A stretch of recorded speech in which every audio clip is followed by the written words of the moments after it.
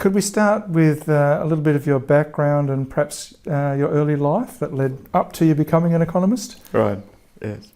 Well, I had a bit of an unusual start, I guess. I left school when I was 15 and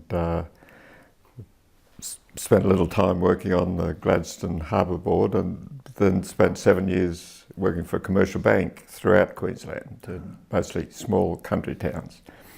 And I was doing quite well in the bank, and one of the auditors, who was a friend of mine, said, well, you're 23, we're not appointing managers till they're 33, so you're an accountant already, be a while before you become a manager.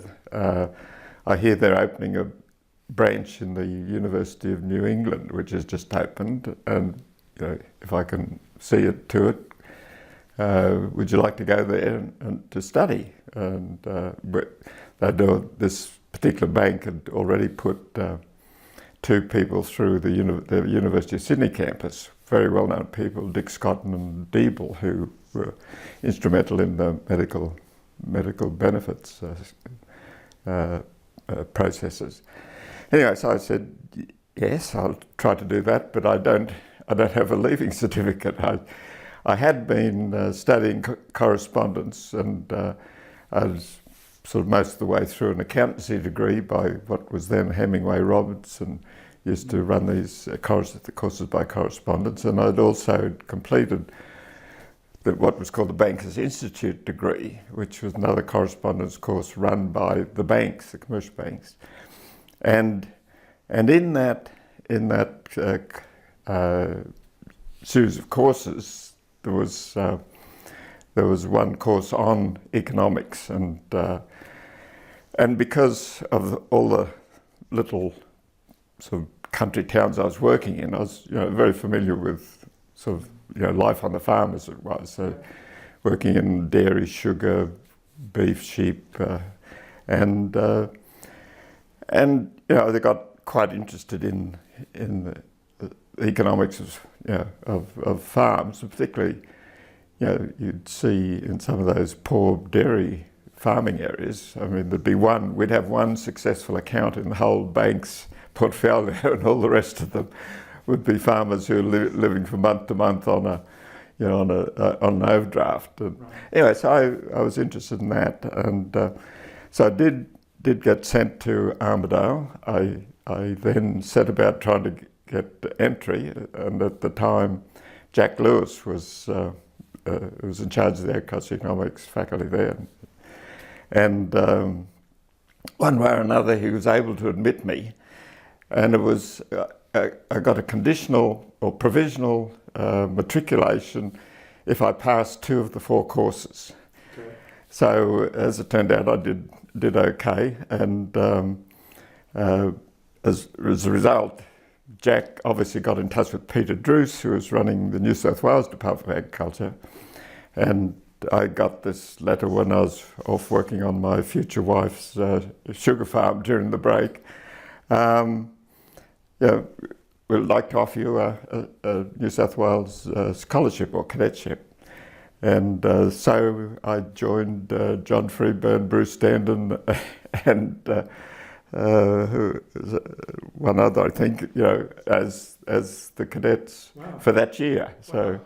So what year would that have been? So that was 1962, I think it was. Yeah.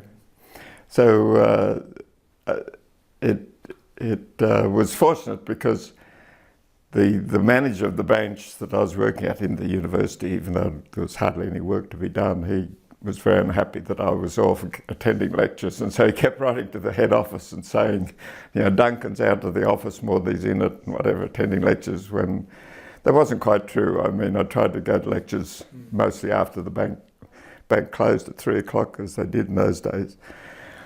And so in the end, and the bank wrote to me and said, would you like to move to Sydney? You can study at the University of Sydney. And I thought, well, I only got into U&E because it's just starting Jack Lewis was just trying to build up the numbers, and he let a few oldies like myself and Norm Dudley in to do. Desperate. He was desperate. And I thought that's not going to work in Sydney, so that's why I said no. I'll have to resign, and so I resigned with a little bit of super. But my future wife said, you keep going. I'll help you financially, which I did. So that's already two very important people in my life, which or three was the auditor, that Jack Lewis, and my future wife. So that's I got into to the very famous Division of Marketing and Ag Cost Economics of New South Wales. So before we get to that, let's just tell us a bit more about UNE in those days. Yeah. It was. I guess it was a little bit before the real heyday. It's pre Anderson, Dillon, Hardacre, Warren Musgrave. No, Warren was there. Warren was my honours thesis advisor. In fact, it was pretty strong at that time with. Besides Jack Lewis, Ross Parrish, Jack Deloy, I regarded it as, pretty much as good as it got. I mean, later with John Dillon, in fact, I was John Dillon's first master's student when he came up from Adelaide, and Jock was there. So I did my master's as well as a bachelor's there. And that, again, the Department of Agriculture was kind enough to give me